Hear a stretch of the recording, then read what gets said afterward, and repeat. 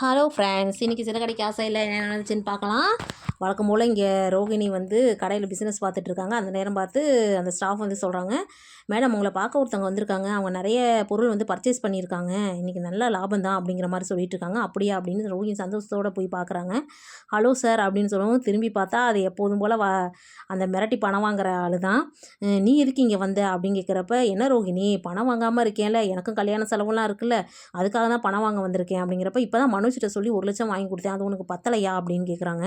அது எப்படி எனக்கு பத்தும், உன்கிட்ட தான் இன்னும் நிறைய பணம் இருக்கே, இந்தா நீங்கள் பாரு இவ்வளோ பெரிய கடையெல்லாம் வச்சுருக்க, எனக்கு பணம் வேணும் அப்படின்னு சொல்கிறாங்க. இல்லை இப்போ என்கிட்ட இல்லை, நான் தான் கடையை வச்சுட்டேன்ல, என்கிட்ட எங்கே காசு இருக்கும் அப்படின்னு கேட்குறாங்க. நீ ஒன்றும் பணமாக தர வேணாம், இந்தா கல்யாணம் நடக்க போகுது, அதுக்கு சீதன பொருள்லாம் வேணும்ல, அதுக்காக தான் இந்த ஃப்ரிட்ஜு, டிவி, வாஷிங் மிஷின் இதெல்லாம் வாங்கியிருக்கேன், இதெல்லாம் நீ கணக்கில் வச்சுக்கோ, இல்லாட்டி நான் இப்போ உண்மையெல்லாம் உன் வீட்டுக்கார்ட்ட சொல்லிடுவேன்னு சொல்லிட்டு அவர் எல்லாத்தையும் எடுத்துகிட்டு போயிடறாரு. அந்த நேரம் பார்த்து நம்ம மனோஜ் வராங்க. என்ன ரோகிணி இவ்வளோ பொருள் பர்ச்சேஸ் ஆகிருக்கு, பரவாயில்லையே, என்ன பணமாக கொடுத்தாங்களா இல்லை கார்டில் எதுவும் கொடுத்தாங்களா அப்படின்னு கேட்குறாங்க. இல்லை அவர் வந்து என் ஃப்ரெண்டோட ஹஸ்பண்ட் தான், அவர் வந்து டியூவில் வாங்கியிருக்காரு அப்படிங்கவும், நீ தான் டியூலாம் வேணான்னு சொன்னியே, அப்புறம் ஏன் இப்படி பண்ண அப்படிங்கிறப்ப, இப்போ என்ன பேசாமல் நான் பணம் கொடுத்துட்டேன் அப்படின்னு கத்துறாங்க. சரி விடு விடு அப்படின்னு அவங்களும் சமாதானம் போயிடுறாங்க.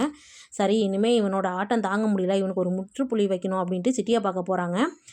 அங்கே போயிட்டு வித்யாவும் ரோஹிணியும் போகிறாங்க. சிட்டிக்கிட்ட போயிட்டு இந்த மாதிரி என்ன ஒருத்தன் பிளாக்மெயில் பண்ணிகிட்டே இருக்கான், அவனை கொஞ்சம் தட்டி வைக்கணும்னு சொல்கிறாங்க. சரின்ட்டு சிட்டியும் அவரோட ஃப்ரெண்டும் சேர்ந்துட்டு அவரை தேடி போகிறாங்க. எப்படியும் பிடிச்சி ஏதோ ஒன்று நடக்க போகுது, அந்த பழியை முத்து மேலே போட போகிறாங்க.